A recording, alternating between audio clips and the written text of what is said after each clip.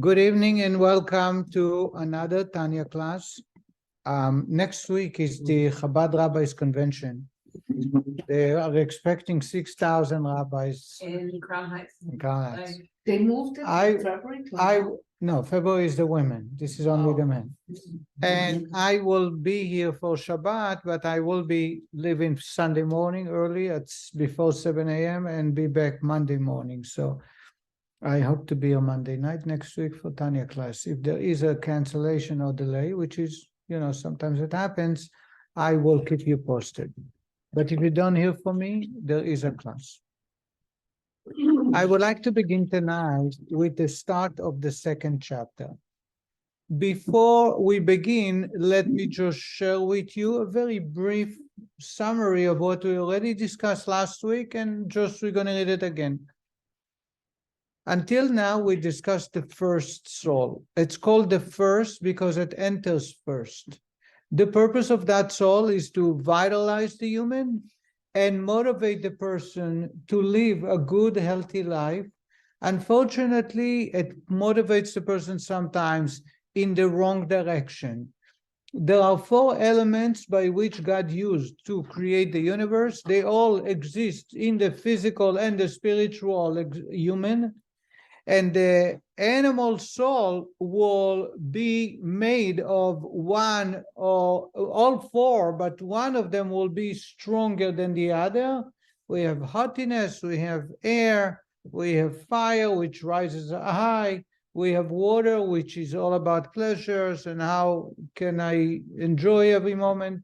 And we have earth, soil, which represent depression, melancholy, where we are just slowing down and taking it easy, laziness as well.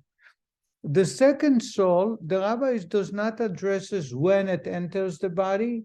It's called a godly soul.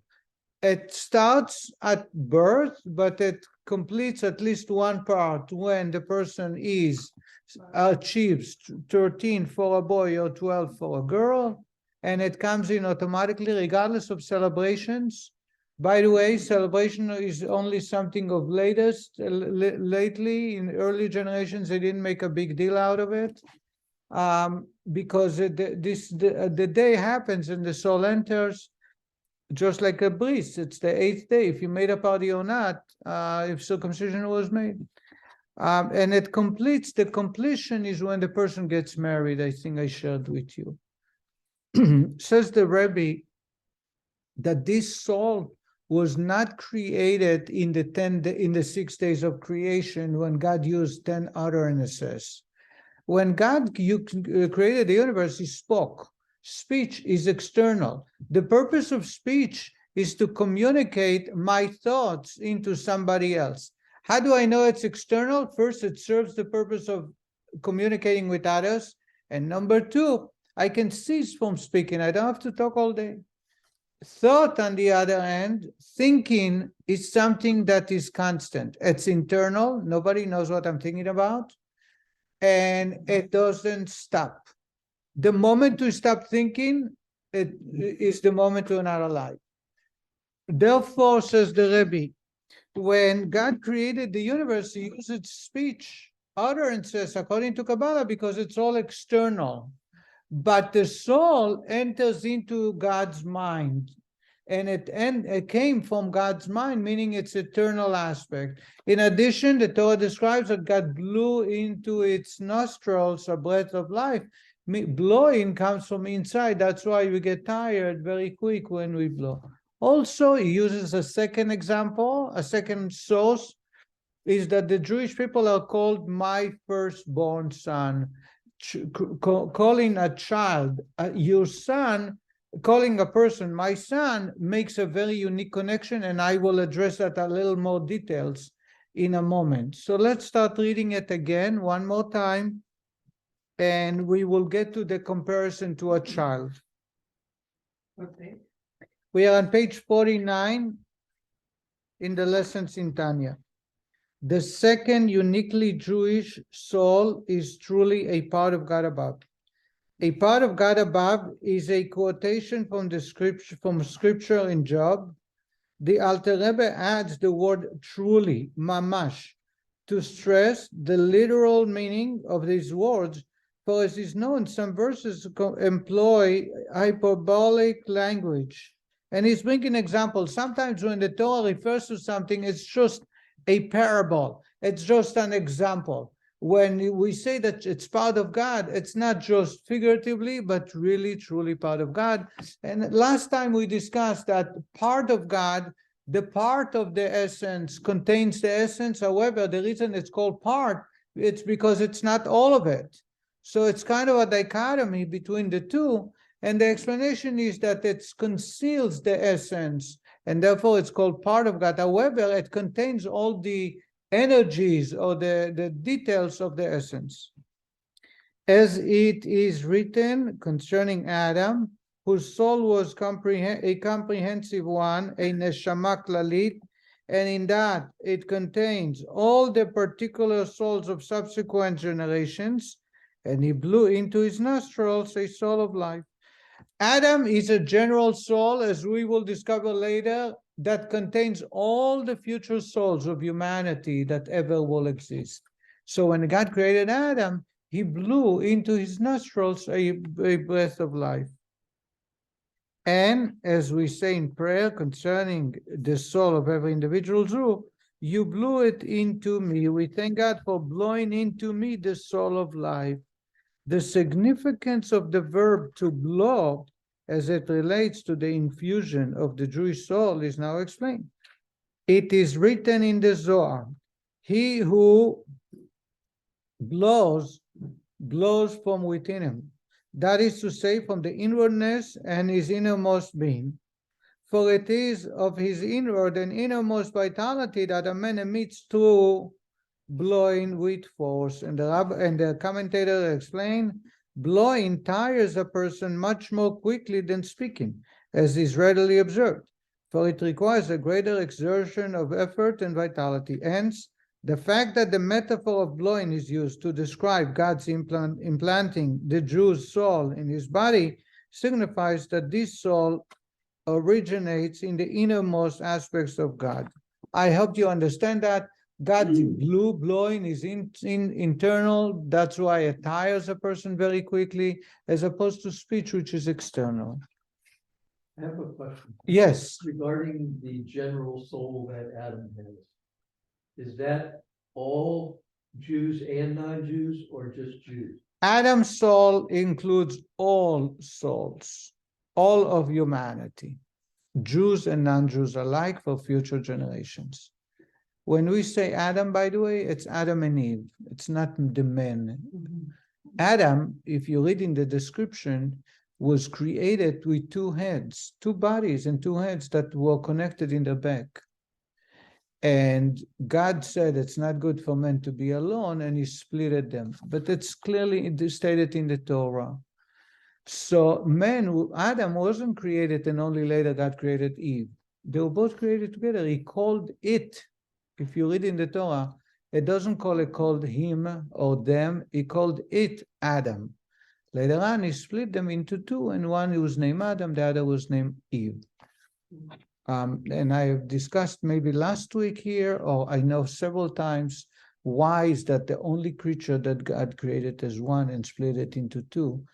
All the panthers and snakes and scorpions and all the creatures, everything God created, he created a pair. He created a male and female.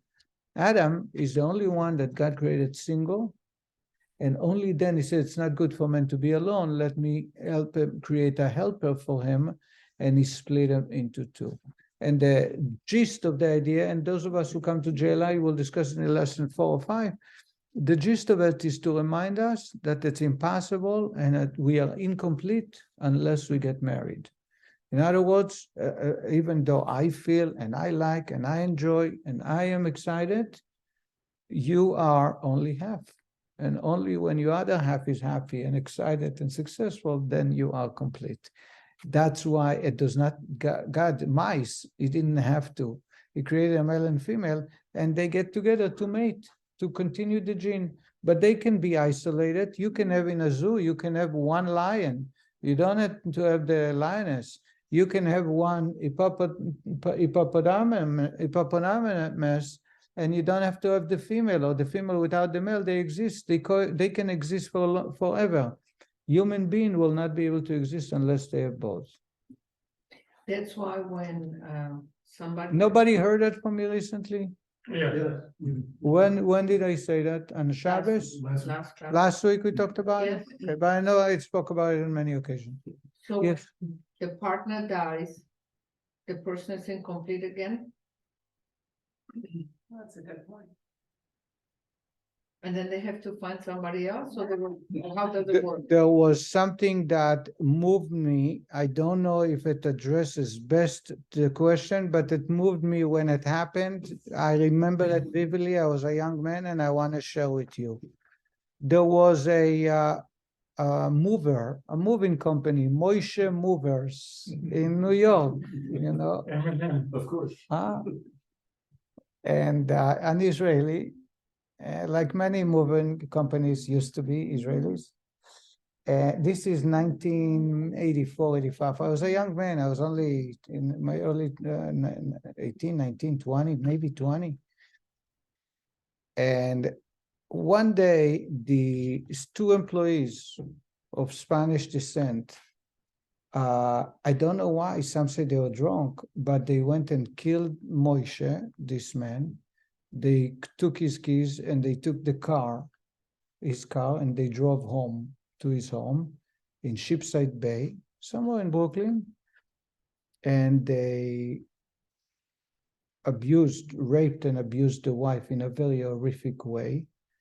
And they stole some jewelry and cash, and they ran away. They were caught, of course, and they were brought to trial. But the wife, she had young children. We're talking about a guy in his probably early 30s. He gave them bread. He gave them a job. He gave them work.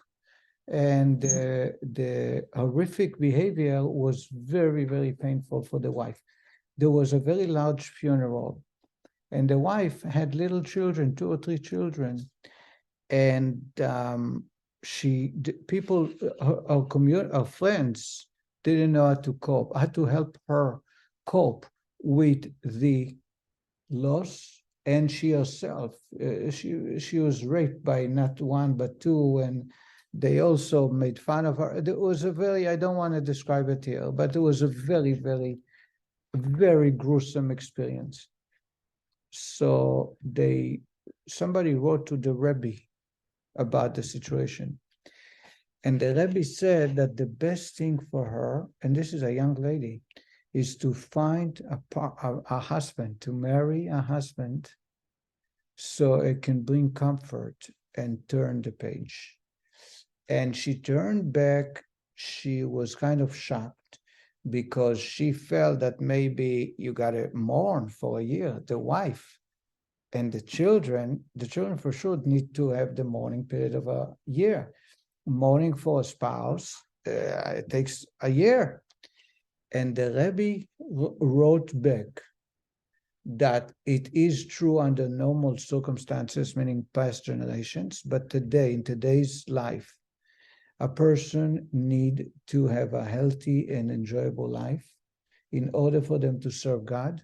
And the deceased, the husband himself, if he were to be asked, that's what he would say. He wants to see his children living a happy life and the wife.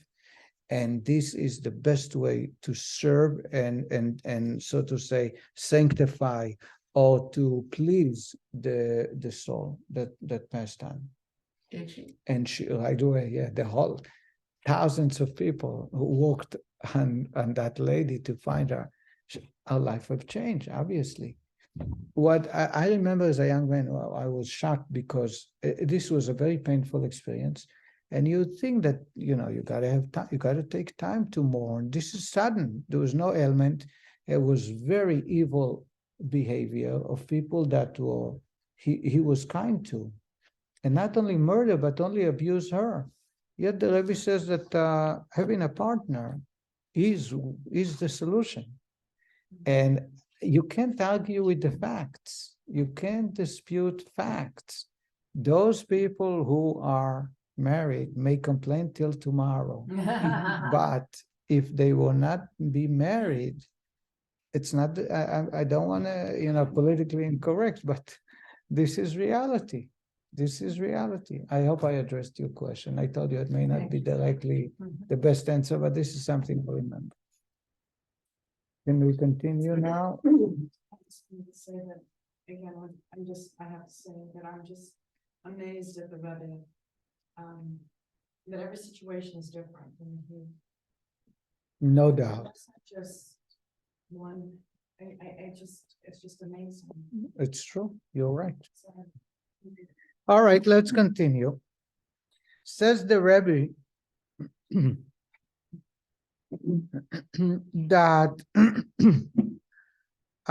we are continuing, and I want to read a little bit more. So too, allegorically speaking, have Jewish souls risen in the divine thought. The Jew has his source in divine thought, the innermost level of godliness. All other created beings, even angels, are rooted in the created and created by divine speech. Speech is external in comparison with thought. As it is written regarding the Jewish nation, Israel is my firstborn son. And concerning Jews as individuals, you are children unto God, your Lord. And that is to say, that is the significance of the Jews being called God's child, is that just as a child is derived from its father's brain, his inner and essential being, so too, to use anthropomorphism, is the soul of every Jew derived from God's thought and wisdom. Now we are going, before we go to the next point, what the Rabbi is saying, that the Jew, a child, God is the father of the Jewish people, just like a child related to, in relations to the father. And the Rabbi is going to go into other details, technical details for a reason soon, but I want to emphasize a little bit about the relationship between a father and a child. There are two types of people who are impacted by a man, by a father. There can be a child and there can be a student. A child is born from a drop of semen of the father. It comes from the brain. So we discussed it last week, that in the brain, it goes through different parts of the body. I did not study anatomy and I don't know the details, but only from here, from Tanya, that in order for a drop of semen to be created, it comes from the brain first. So it starts from the brain and it comes into the mother, and the mother cultivates it for 9 months until a child is born. The essence of the child came from the brain of the father. The existence of the child, or as we call it today, the DNA of a child, is from the father. Then you have a student, a teacher who teaches a class, and there are students. Where does the student receive his knowledge? From the brains of the father. So both of them are connected directly to the person's intelligence. However, they vary. A student receives the externality of the person's intelligence. How do I know? Because the student needs to be prepared. He needs to create a vessel to contain the knowledge. And also you don't have every student receiving the same thing. If the student is incapable of understanding what the person is teaching, there is no connection. A child, on the other hand, gets the essence, not a revelation, not an external aspect. Because it's the essence, then the child received the essence, the DNA of the father, regardless of what kind of a child he is. So you may have different children, they all have the same DNA of the father because they receive the essence. When you receive the essence, you have all of it, regardless of how prepared you are or how capable you are. Did I make myself clear? So when we say God is the father, even though God calls us servants as well, according to Kabbalah, sometimes we call our God our father, sometimes we call him our master. And the difference is, according to the commentators, is when you talk about the neshama, the soul, it's father. When you talk about the body, it's master. Because as the body, we need to serve God. we need to go to work. We need to help someone. We need to consume only kosher food. We need to stop working on Shabbat. So the body is related to God as a master and servant. When the neshama is related to God, it's father and son.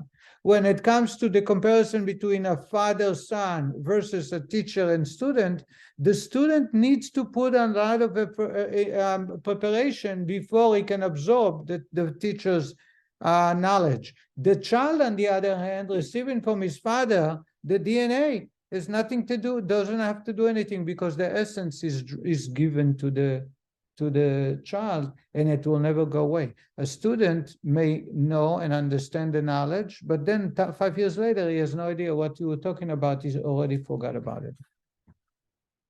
There is one more point, and that will play into later another understanding, and that is sometimes the child can rise higher than the father. I think somebody asked me at the beginning if you need to have great parents in order for the children to be great.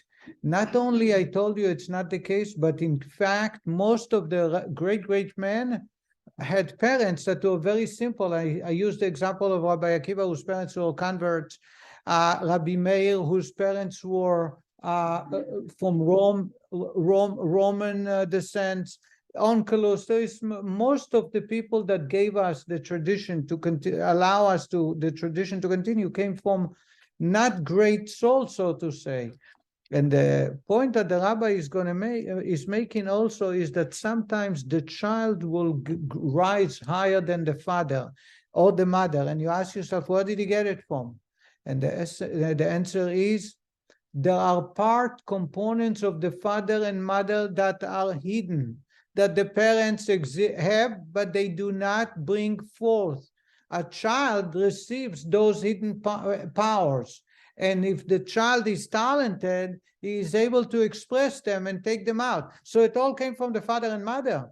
No matter how great the child will rise, no matter how high he's going to reach, it all must have come from the father and the mother. The fact that the father was very simple or the mother was very simple is not to say that she didn't possess all those greatness.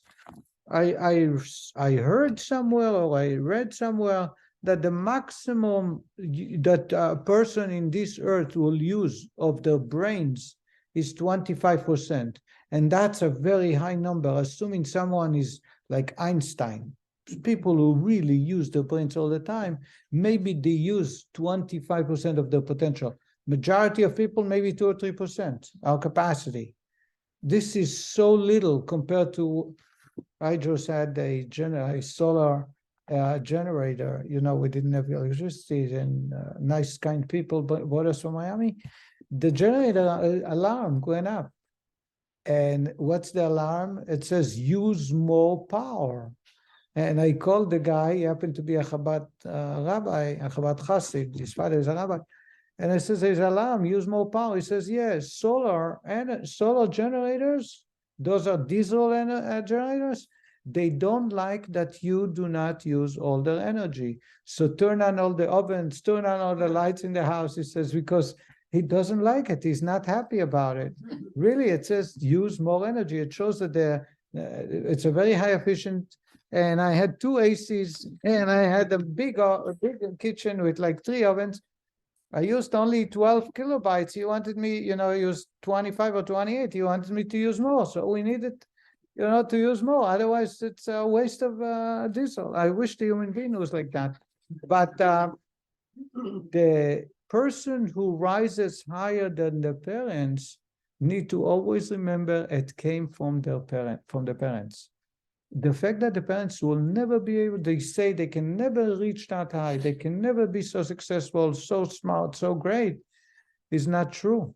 It's in the potential, or we call it in the concealed part of their life that they weren't aware or never tapped into, and the child received it and he does tap into it. But it all comes from the father. Why is it important? As we'll discover, if we are God's children, we can bring forth energy that even by God it's hidden and concealed.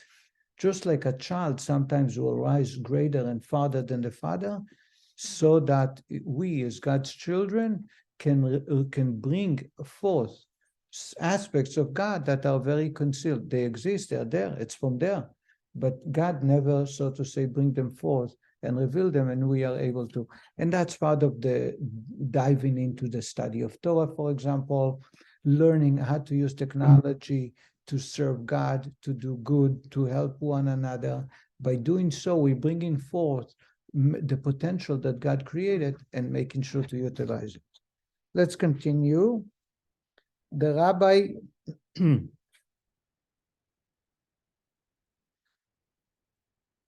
the Alter Rebbe now takes this concept a step farther. Deriving from God's thought and wisdom actually implies that it derives from God himself, as he goes on to explain. What the Rabbi is going to address now, and that's why the extra agaha, the extra gray part, we're going to skip because we started last week. But what the Rabbi is going to talk about is if it comes from God's brains, it's not the essence of God. It's only a component of God. How can you say it's part of God? It's part of God's brain only. And the Rabbi will explain that for us, it's very hard to comprehend the idea that God, when we say he's smart, is not the smart that we know. It's a whole different smart. And therefore, when we say it comes from God's brains, it actually comes from God's essence, because there's no components in God. There is no such thing. God has brain and as a heart, it doesn't exist. So when you say it comes from God's brain, it comes from the whole of God. I hope I made myself clear. I want to move on. I want to skip some pages as we study it, that there are three components for us to become smart: the knowledge, the brain, and the person studying and discovering. By God, it's all the same. And the rabbis, the Alter Rebbe is making a, so to say, a compromise to combine the two opinions, because it's depending before the contraction or after the contraction. Remember, we spoke about the four worlds last week. That's where we can say God is smart, like but not the way we are. But before that, there is no such thing as smart. It's impossible to apply to God any human traits. We are going to continue on page 54 now on the bottom. The Alter Rebbe. Now, if you are missing that part that we just studied, you can go on YouTube to last lesson, and you'll go towards the second half of the class we studied last week. The Alter Rebbe now addresses a difficulty arising from his previous statement that every soul emanates from divine wisdom. Since all soul emanates from this one source, supernal wisdom, it should follow that all souls are of the same level and rank. How then do the various levels and ranks found in Jewish soul come about? Did you understand the question? The Rabbi is saying it's all come from God's brain. So how is it possible you have people who are much greater, different levels? It shouldn't happen. We should all be the same. True, says the Rabbi, there are myriads of different gradations of soul, neshamot, rank upon rank, ad infinitum. For example, the souls of the patriarchs and of Moses, our teacher, are by far superior to the souls of our generations, which belong to the period preceding the coming, literally the heels or the footsteps of the Messiah. Today, our souls are like the heel of a human being. The heel has sensitivity, the heel understands, the heel wants something. The heels carry the entire body because there is no sensitivity, there is no energy, almost no energy there. You can kick it, it doesn't hurt because there is no energy there. There is no energy because it needs to carry the entire body. How can you compare the heel to the brains, to the heart, to the liver?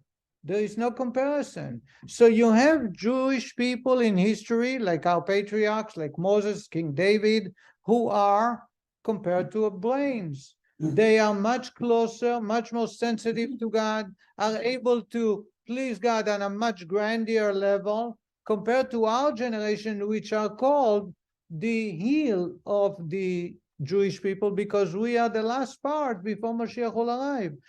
We are much different than those souls. There is no connection, there is no comparison. If we all come from God's brains and we have God's part of God, we all should be the same. Says the Rabbi, for the latter souls are like the very souls of the feet in comparison with the brain and the head. And if you take a human being, you will see that there are different components. You have brains, you have heart, you have hands, you have legs, you have heels. We are compared to heels, and the patriarchs are the brains. There is no comparison. Just as the life force found in the soles of the feet cannot possibly be compared to that found in the head and the brain, so too can there be no comparison between the souls of these present generations and those souls here called the head and the brain of earlier generations.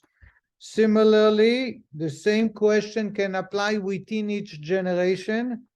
Within each generation, we find the same disparity among neshamot. There are those who are the heads, the leaders of the multitudes of Israel, so designated because their souls are in the category of head and brain in comparison with those of the masses and ignorant. Says the Rabbi, in every generation, you have people who are much closer to God. They understand that God, they connect to God. There are people who have no sensitivity to God. They couldn't care less, they have no idea what you're talking about. You can be teaching them all day and night, and it doesn't help any. Because they are like the heels, and you have in between, many in between. You have some people who have a heart connected to God. You have people who are like the liver, some people are like the arm, some people are like the leg. Each one, the different variations within the Jewish people. Likewise, there are similar distinctions between nefashot and nefashot. The soul levels of nefesh, for every soul consists of nefesh, ruach, and neshama. Says the Rabbi, it's not just in the revealed part, neshama. I'm sorry, not only, correct, not only in the revealed, in the hidden part, not only in the revealed part, but also in the hidden part. In other words, you can tell there is a bunch of people and you ask them about the relationship with God, you'll find different variations. That's the revealed way. Some people serve God, great fervor. They love everything. They do everything very well. Some people do it just last minute. Some people would refrain from doing some of the commandments. That's the revealed way. Then you have the concealed way, where the neshama, understanding God, understanding the Torah, sensing God, is on a whole different level than others. Some people have that sensitivity. They connect to God internally. They feel God, they appreciate God, they love God, they fear God. Some people don't even possess that, and they need to work on it. And in between, you have different levels. Just as the soul level of neshama varies from one Jew to another, so too the level of ruach and nefesh. We have not yet discussed it, and we will. Each soul is divided into 5 parts. Nefesh is the lowest one, Ruach, spirit, Neshama, Chaya Yechida. The Chaya Yechida are outside the body. Nefesh, Ruach, Neshama are the 3 that exist within the body. Nefesh is the lowest one, the way that we express ourselves, how I feel, what I want. And Ruach, Neshama are part of us, but they don't express themselves in the body. Thus we see how manifold are the differences in the ranks of souls. Accordingly, we would expect similar variations in the divine sources. The greater the soul, the higher its source.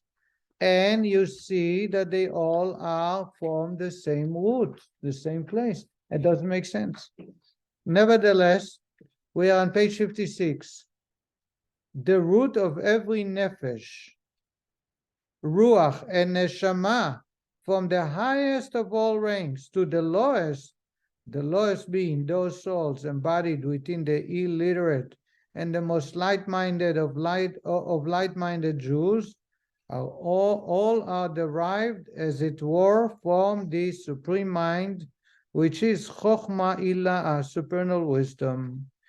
Now the Rabbi is going to explain how it works. So what the Rabbi is saying is, very briefly, in every generation, you have many types of people. In the revealed way, in the open way, in the concealed way, internally, there are many levels of the way they serve God. And some people are closer to God, some people are farther. It has nothing to do with being forced or not. It's just the way they connect to God. The same is comparing generations. Previous generations are way closer to God than today.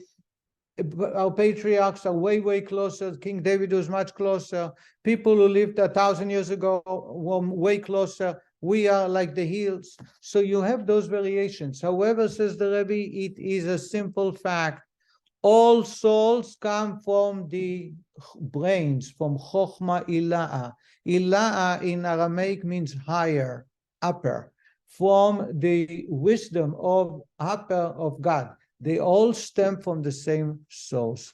However, the way they come down, as the Rabbi will explain, varies. Some people go through many, many, many changes, and some people go directly down. And that will affect the relationship with God, as we'll discover in a moment. In order to, no questions so far, right? In order to help us better understand why the levels of individual souls vary so widely, despite their common source, the Alter Rebbe now returns to the analogy of a father and son used earlier to illustrate the description of Jews as God's children who are derived from Chokhmah Ilah, God's brain, as it were. Let me explain what the Rabbi is going to talk about. The Rabbi is going to say that when the father, by the way, that explains why you need a father and you need a mother. There are many, that addresses many other parts of our life that we're not discussing, because I want to stick just to the idea that is mentioned. In life, in order for a child to be created, the mother need to take that essence and develop it. It doesn't happen right away. How long does it take? For a healthy child, it takes 9 months. Says the Rebbe, what happens in the 9 months? That drop, that DNA is developed, and over time develop more and more and more. Anybody knows what's the last part of the baby that is going to be created at the end? Right? Thank you. What is it? Nails and hair. Oh. Hair and nails. In other words, the farther it is removed from the father, the longer it will take to be created. Which parts are created first? The brain and the heart. And later on, other vital components, right? You have a heartbeat right away, a month, 6 weeks, 2 months. Then you're going to have the brains. The brain is very small. Then you're going to have arms, and then it's going to split into fingers. In other words, what's the last one? The last one that's not so essential. Kabbalah tells us that the whole 9 months are there for nails and hair. Because if we didn't have hair and nails, it would have taken a shorter process. Because the brains can be created right away. The point is that that's the same is with Jewish souls. They stem from God's brains. But just like a mother, the womb, the universe is the womb for our soul. As we'll discover, the womb has 4 categories like the human being. We will get there. And what happens? The cultivation of creating a human being takes a long time. The longer the process, the farther it's removed from the source. So when you have someone with a very low soul, it's because it took much longer for it to arrive here. It went through many, many, many, many changes. If it went down only 1 circle and then went down, that's our forefathers. That's Moses, 2, 3. The longer it takes, the farther it's removed from the source. By the way, Kabbalah tells us that the more the soul is low, the lower the soul, the more defiled, the deeper it is in the brains of the father. This we are not talking about, but I think we addressed that in previous, and we will get to it. In other words, we have Esau and Jacob. Remember Esau and Jacob? They are twins. Who's born first? Why? Because Esau, who represents the non-Jew, was actually from a much higher source than Jacob. And therefore, it came down in a non-Jewish soul. That's why we have many Jewish people who mover and shakers, they came from the non-Jewish nations. That's why Yitzchak, Isaac, wanted to bless Esau. Why does he want to bless Esau? Because he saw the potential. The potential in Esau is much, much greater than Jacob. Rebecca was down to earth, and she said, it will not work. I'd much rather take the younger child, who is a simple one, and make him receive the blessings. But this is, when Mashiach will arrive, it will reverse, by the way. Maybe I went too far and I'm cutting many steps, but I want to go back to the child. So you have nails and hair, for the baby, they will be created as last, because the longer the cultivation takes, the farther it is removed from the brains. So you have a soul. I'm going to share with you now, there are four worlds. Remember last week we talked about the four worlds, like room inside a room and with curtains? Yeah. Each room is made out of 10 rungs, 10 levels that you have to go down. So you have a soul of Moses. Moses is unique. Moses came from the first world, went through the descent of 10 levels, and then jumped into the universe. So he skipped number 2 and 3 and 4. He came down. The forefathers, Bria means they went the first 10, the second 10, and then they jumped. I'm not 100% correct. I'm not sure, but I assume, and for the sake of understanding, I'm just using it. Then you have righteous men, so they will go through in the middle of the third world or in the middle of the fourth world.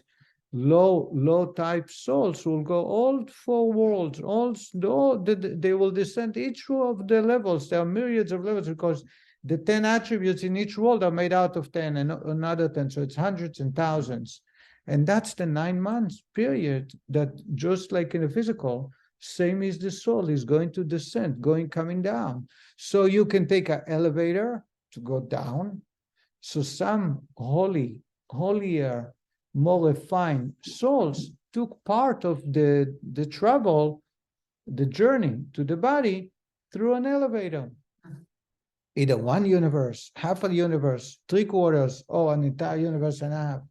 Some human beings, no elevator. They had to take steps. Each step is 1 level. And by the time they came down, it was so far removed, but that they don't sense God, they don't connect to God. You can teach them all day long. They have no idea what you're doing to them. It's very difficult for them. I hope I made myself clear so far. And this is what the Rabbi is going to explain. The root, a child is always from the brains of his father. My forefather, Abraham, the Baal Shem Tov, my parents, my grandparents, 1,000 years ago, we all came from the same root, God's wisdom, God's brain. However, as a result from the descent or the journey that the soul took, before it enters the body, it will impact the relationship between the soul or the sensitivity of the soul to God. And that will play out in a revealed way, in the way we serve God in action, and in a hidden way. Yes. I may not know a definite answer, but why do you think it takes some souls go down, take longer? Is it because of their experience in the world before? If we were all right, we're not going to talk about reincarnation. The answer it's a very good question. The answer is very simple. Because just like a human being, a body needs all the parts in order for it to live a healthy life. You cannot skip any step. Our nails are here for a function. Our hair is here for a function. There is a reason for it. If someone is missing hair, he's not fit to serve in the temple. A kohen, a priest. Yeah, I'm the same boat. If a kohen is bald, he cannot serve in the temple, in the holy temple. It's a deficiency. And therefore, I'm a lefty. If I was a Kohen, a lefty is not fit to serve in the temple because he's supposed to serve God with the right hand. There are plenty of rabbis who are lefties. You're not perfect. We don't have everything we want. But if I'm missing part of my human body, anatomy, I am lacking something. I won't be able to function the way I should. So in order for the Jewish people, the entire nation, there must be part of the people who will serve as heart, as liver, as digestive system, as skin, as hair. Each one has a purpose. So if I am there telling you to serve God the way I serve God, I'm missing the point. In Judaism, every soul has a unique spot. Every spot, every hair, every skin, every part, as bone, etc. And based on the need, that's the wonders of the creation of a human. Even animals. I read somewhere that a bird, about just the evolution system. Birds that you see that fly, they survive because of feathers. Feathers help them fly and protects them. Does anybody know how many types of feathers a simple bird possess? The answer is 60. And 60. If one type, because there are very light, hairy feathers, and there are very strong, heavy feathers in the wings, for example. In the tails, it's different than the belly. The back is different. The neck is different. The head is different. It's impossible. It just happened. 60 type of feathers so the animals can function the way it is. The miracle of seeing a bird is unbelievable. Why do I use that? It's because if you take the feather from the wing and put it at the head or at the tail, they lose the balance. The bird will not be able to function the way it is. Human being is a much more complex. Today, we discover more and more how complex it is than animals. And therefore, God assigns each one a part of that body that spans 6,000 years.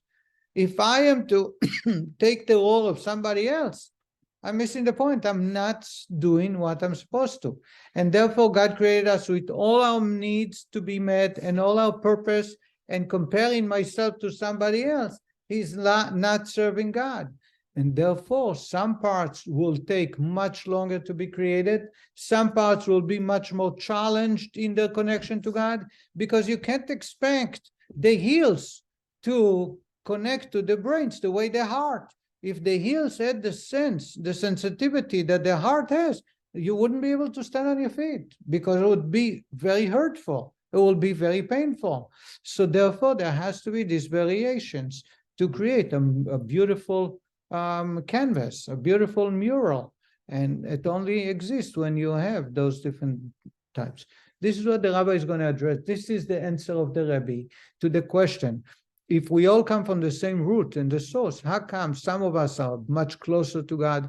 Some of us are very drawn closer to God. Some of us will function much greater in everything, with the way we study, the way we perform mitzvot, and others don't. And the Rabbi explains, all that a child received from his father is the same in every aspect.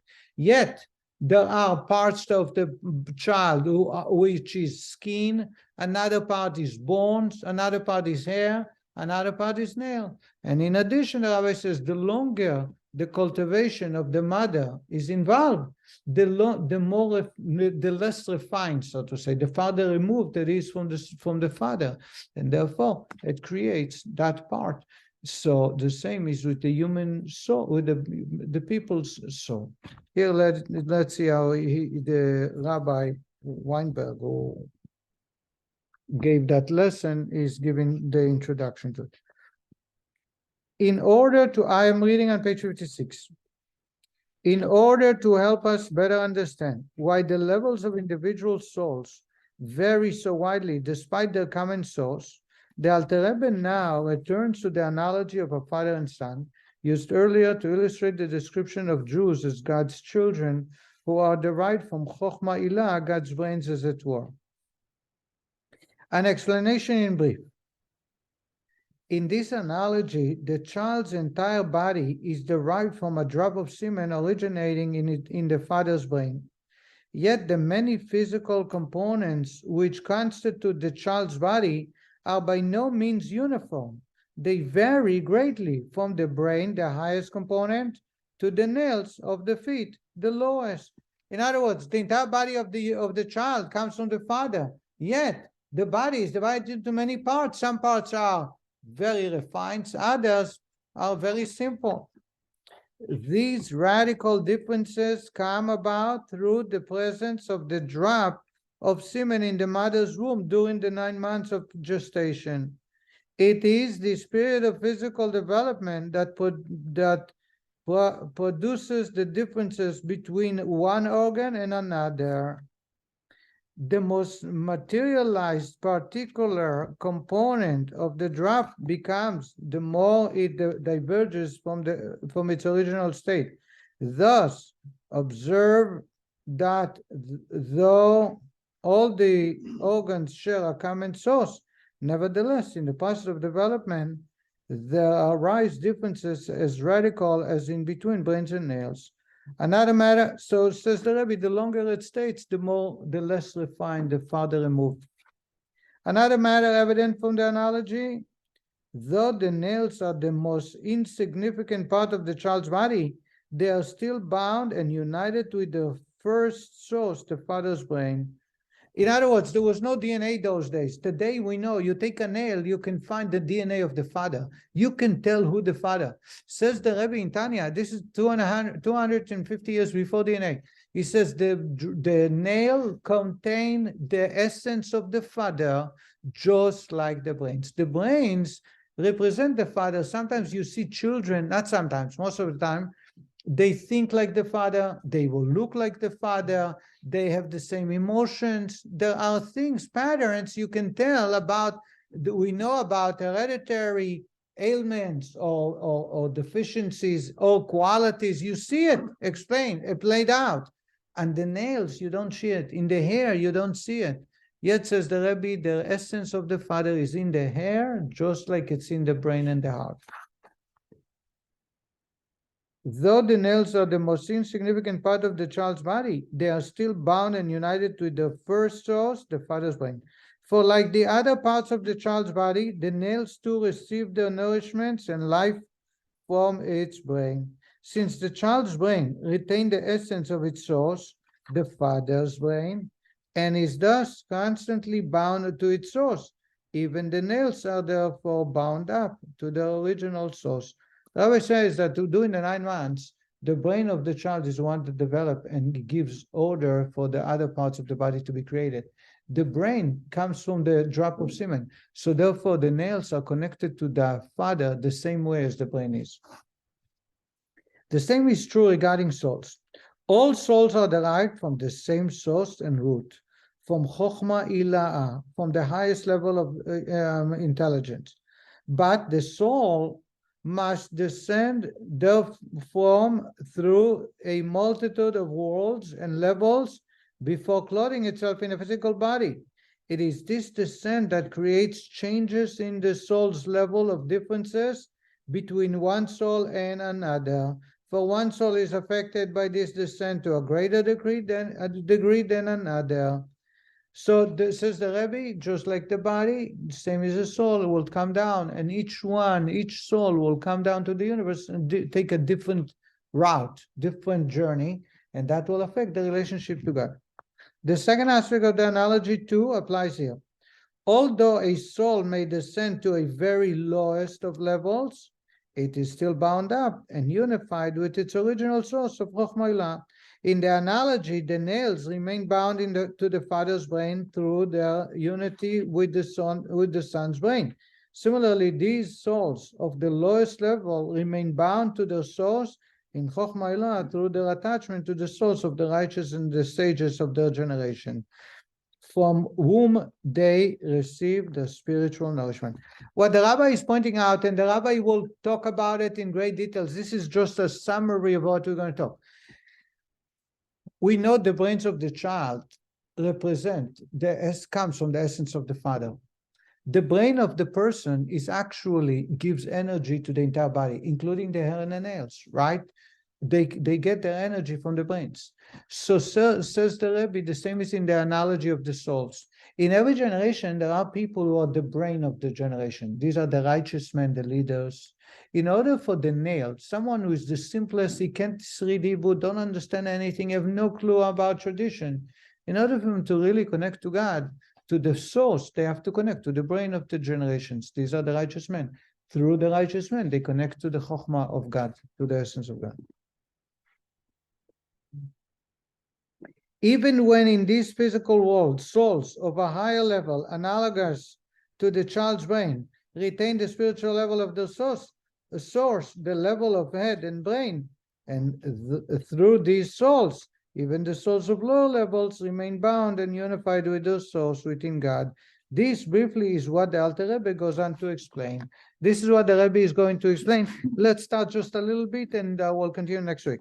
The manner of the soul's descent is analogous to a child who is derived from his father's brain. Even the nails of his feet come into existence from the very same drop of semen which comes from the father's brain. How then were nails created from it? By being in the mother's womb for 9 months, descending degree by degree, changing continually until even the nails are formed from it. And I think I told you the same as souls. The womb is the universe. The universe is round. And the souls come into the womb, and it will take 9 months before it can come into a human body. Though the child's organs all derive from the same source, the drop of semen, which come from the father's brain, yet they develop into entities as radically diverse as the brain and the nails. Furthermore, although the drop has been so altered as to become the substance of the child's nails, yet it is still bound and united in a wondrous and mighty unity with the original essence and being, namely the drop of semen as it came from the father's brains. The Rabbi is making it very clear and he's pushing very hard to as later on it will play out very well with the souls, that the nails, even after the child is born, are still connected to the father. They connected to the brains, and the brains connect to the father. Even though the father, and that's the DNA. So no matter how old I am, if you take my nails, and you find the DNA of it, it connects directly to the father. So the father's contribution to the child, it will be there and it is there forever in the brains of the child. And from the brains, it's spread out to the rest of the body, including the hair and nails. Huh? What? Fascinating. Okay. We will stop here. It's already 8 o'clock. I just want to see someone is making comment here. On Zoom, you can now send Genesis. He is asking, Genesis talks about heel. Please say more. I have no idea. Where is Genesis talks about heel? It says when the snake will bite you in the heel and you will snake's head, even snake.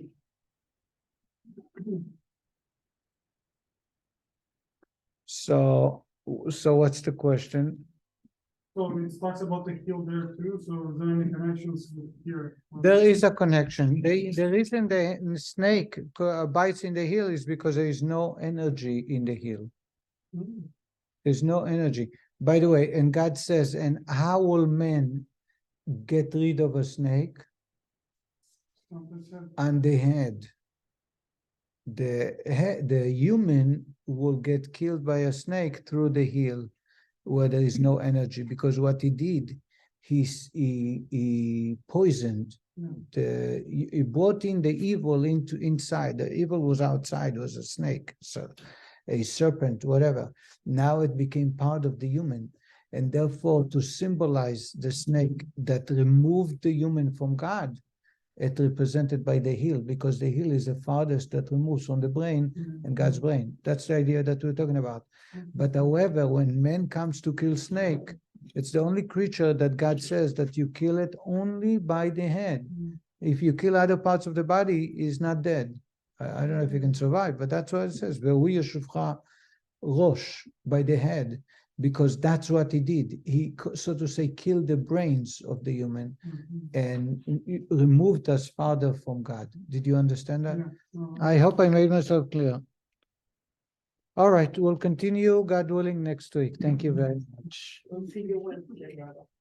God willing. Bye, everybody.